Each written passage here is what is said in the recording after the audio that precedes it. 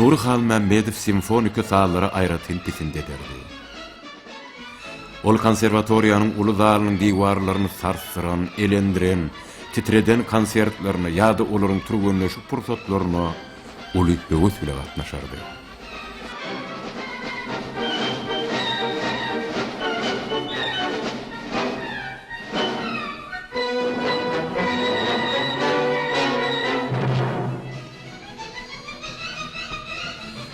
Nuri munça dürli saz gurallarynyň biri-biri bilen şeýli gatyşyp, şeýli düşünüşüp äleme, ägirt düşünceleri ýaýradýanlygyna aňk bolýardy.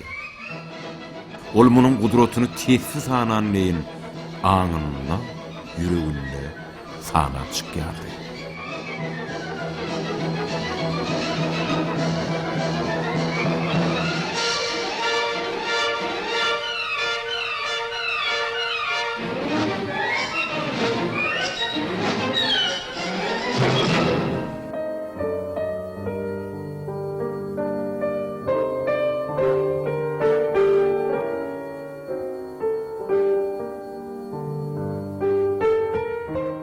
Nurin bir gowy tabi. Aman men şu bir dady başlap şonu gutorman. Moğlumy görkezip isim gelenak derdi. Özüm gutorup onuň näme diýenini dinläjek derdi. Biren tegi var okuwçylardan başlamaka moğlum bilen maslahat ederdi. Nuri'de beýle zat ýok. Nuri şu hemmesini özü bir bollum etdiýänçe moğluma da görkezmedi. Ana şeýli prinsipde, şeýli bir täsirli özüm bir ondan soň öz başdak işlemäge ol köp peýdasy boldy. Şu häsiýetli.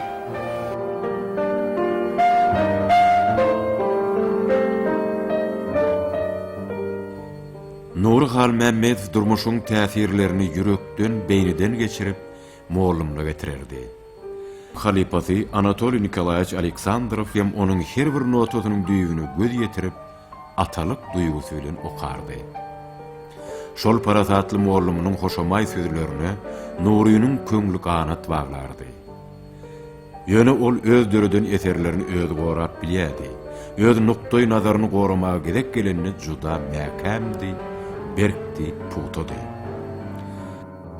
Konservatoriýanyň gutorduş diýilene jogap edip, ýaş kompozitoryň döreden Türkmenistan simfonik şekiller atly çoňur manyly eseri we dünýä belli okuw jaýynda 5 ýyllap ýöne ýere okamanlygynyň aýdyn tasdiknamasy boldy.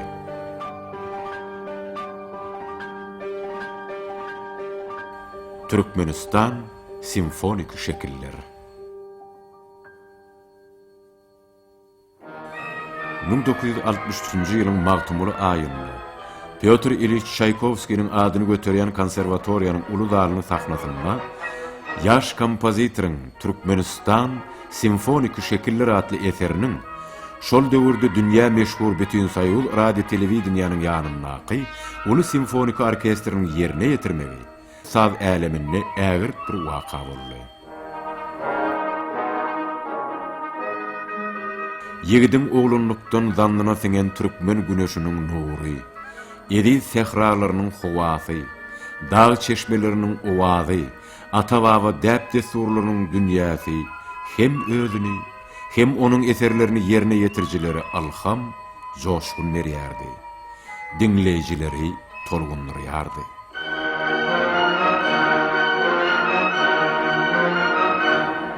Dünýäň bar derýasy seniň adyňda, iňrigi, şapagy, ýagyşy gary, meniň ihlas eden zatlarymyň bary seniň adyňda, seniň adyňda. Ýüzüni öpenim, tohum sepenim, bu dünýede ýitirenim tapanym, topragym, gam gussam seniň adyňda. Sen bolmasaň oňat bordy dogmanym, sen bolonsoň bugün dünýä sygmanym, tylla gyrnysy edip ýygnanym, namusym, mertebem seniň adyňda. Senin pek adyňda görki bu dünýäň, Alayım sarsmasın erki bu dünýäniň mukaddes ähli zadyny jemläninden soň sen ajaýyp adyňy bir ullakan gusal uly anamdek doga kimin gaýtalaýan hergedek.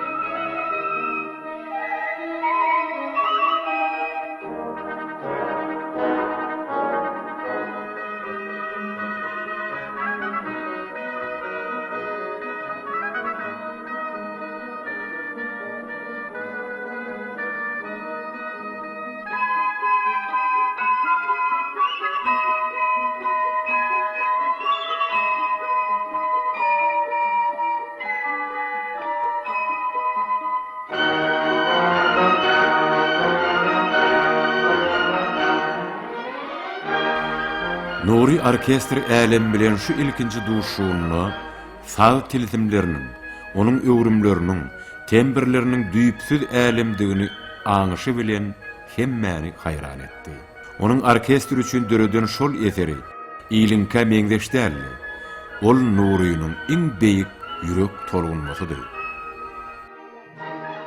Bu eseri çalan orkestra Hytaýyň ilkinji denan dirijori, Moskwa konserwatoriýasynyň uçurumy Çirensiyawyn dirijorluk edipdi.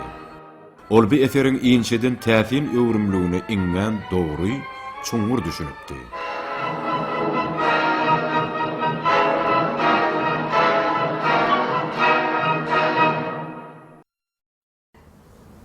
Я очень рада здесь вспоминаю о моем старом товарищем, выдающемся туркменском композиторе Nuri Halmametове. Men özümün köne dostum, meşhur türkmen kompozitori Nuri Halmametov gonç duýgusy bilen ýatlaýardy.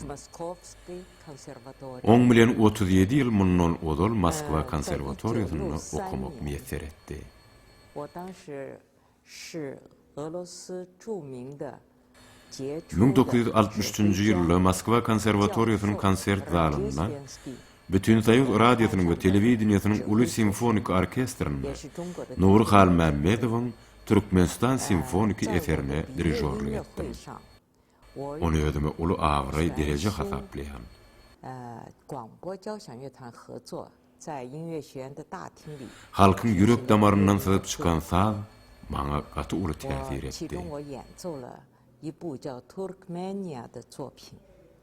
那部作品 Bugün ajaýyp zekenli kompozitoryň suratyny görüp, onuň ýaş keşfi hemde şol ýatdan çykmajak konsert gözüňde 年 canlandy. 轻作曲家的相片，他那年轻的， Men Nuri Halmamedowy uly sarpa goýýar.